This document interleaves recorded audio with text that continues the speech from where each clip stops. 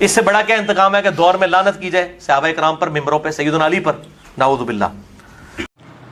कहते हैं इससे बड़ा क्या इंतकाम है कि दौर में लानत की जाए सहाबा कराम पे, मिंबरों पे, सैयदना अली पे, नाऊज़ु बिल्लाह। वैसे तो ये सैयदना अली रज़ियल्लाहु अन्हु पे लानत वगैरह के हवाले से नाऊज़ु बिल्लाह मिन ज़ालिक सुम्मा अस्तग़फिरुल्लाह, इस हवाले से मारिफ़तुस सहाबा व अहले बैत सीरीज़ में बड़ी वजाहत से मैं बात कर चुका हूँ। सिर्फ सरदस्त आप भाइयों के सामने दो हवाले बयान कर देता हूँ सुन्नी शिया दोनों कुतुब से, ताकि पढ़े लिखे को फ़ारसी की ज़रूरत ना पड़े।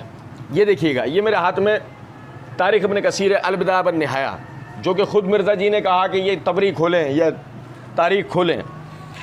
इसकी जिल्द नंबर 8 का सफ़ा नंबर 973 है। वो मुग़ीरा बिन शोबा रज़ियल्लाहु तआला अन्हु बयान करते हैं कि जब मुग़ीरा बिन मिक्सम रहमतुल्लाह अलैह बयान करते हैं कि जब हज़रत मुआविया रज़ियल्लाहु तआला अन्हु के पास सैयदना अली बिन अबी तालिब रज़ियल्लाहु अन्हु के शहीद होने की खबर पहुंची तो आप रोने लगे।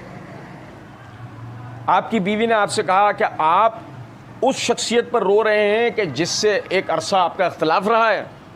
तो सैयदना मुआविया रज़ियल्लाहु अन्हु ने कहा तू हलाक हो जाए, तुझे मालूम नहीं कि लोगों ने किस कदर फजीलत, किस कदर फ़िक़्ह और इल्म को खो दिया है। सैयदना मुआविया रज़ियल्लाहु तआला अन्हु सैयदना अली की शहादत पर रो रहे हैं और उनकी फजीलत का इकरार करते हुए, उनकी मनकबत, उनकी शान बयान करते हुए कह रहे हैं कि तुझे मालूम नहीं लोगों ने किस कदर फजल, किस कदर फ़िक़्ह, किस कदर इल्म को खो दिया है। जो आदमी इस तरीके से सैयदना अली बिन अबी तालिब रज़ियल्लाहु अन्हु की फजीलत का कायल, वो अपने दौर में उन पर लानतें करवाएगा, उनको कोई गालियाँ दिलवाएगा, नाउज़ु बिल्लाह। ये वतीरा मिर्ज़ा जी जैसे कज़्ज़ाब व दज्जालों का तो हो सकता है, ये वतीरा जो है नाउज़ु बिल्लाह सहाबा किराम रिज़वानुल्लाह अलैहिम अजमईन का नहीं हो सकता। फिर ये देखिएगा, मैंने तारीख़ इब्न कसीर का हवाला दिया, ये मेरे हाथ में मजालिसुल मोमिनीन है, काज़ी नूरुल्लाह शोस्तरी। अब ये देखें, ये शिया किताब से भी सुन लें, सफ़ा नंबर 544 545, महकन बिन अबी महकन ज़ुबई, इसके हालात के अंदर वो लिखते हैं कि ये जो है वो मुआविया रज़ियल्लाहु तआला अन्हु के पास शाम में पहुंचा और वहाँ पहुँच के इसने कहा, यानी कि मैं बुखील तरीन और बज़िल तरीन और इंतहाई लायक मलामत और आजिज़ तरीन शख्स की तरफ से तेरे पास आया हूँ। मुआविया रज़ियल्लाहु अन्हु ने कहा, अल्लाह की कसम तूने झूठ कहा, अबू तालिब का बेटा हरगिज़ बुखील नहीं है। अगर उसके पास एक कमरे में सोना भरा हुआ हो और दूसरे कमरे में भूसा भरा हुआ हो तो भूसा ख़त्म करने से पहले अली सोना ख़त्म कर देगा। और ये भी सुन, अली हरगिज़ बुज़दिल नहीं है, आज तक अली से बड़ा बहादुर चश्मे फलक ने नहीं देखा। और अली लायक मलामत भी हरगिज़ नहीं है, क्योंकि वो शेख बतहा अबू तालिब का फ़र्जंद है, उसकी माँ फ़ातिमा बिन्त असद है, उसका भाई जाफ़र तैयार है, उसका चाचा हमज़ा है और उसका इब्न अम और उसका ससुर अल्लाह का रसूल है सल्लल्लाहु अलैहि वसल्लम। उसकी बीवी फ़ातिमा बिन्त रसूल है और उसके बेटे हसन और हुसैन है। भला जिसका ये नस्ब हो वो भी लायक मलामत हो सकता है? सफ़ा नंबर 548 549 देख लीजिए।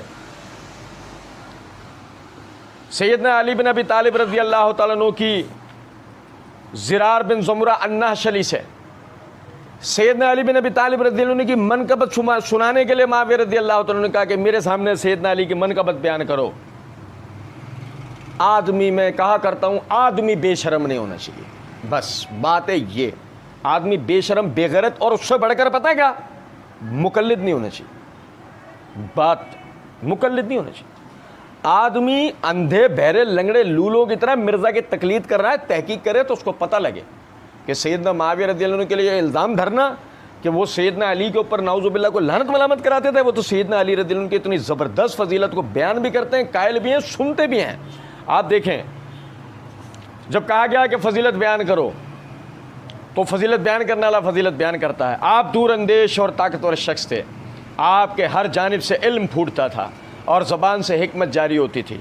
दुनिया और उसकी जीनत से वहशत महसूस करते थे और तारीक़ शब से मानूस थे। वो तवीलुल फ़िक्र थे, मुसलसल रोने वाले थे। उन्हें मोटा लिबास और झूठा मूठा खाना पसंद था।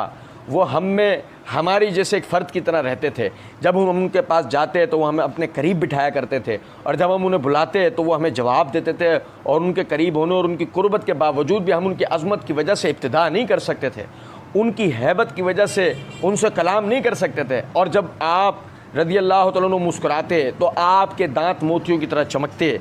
आप अहले दीन को मुकद्दम रखते थे और मसाकीन को तरजीह देते थे।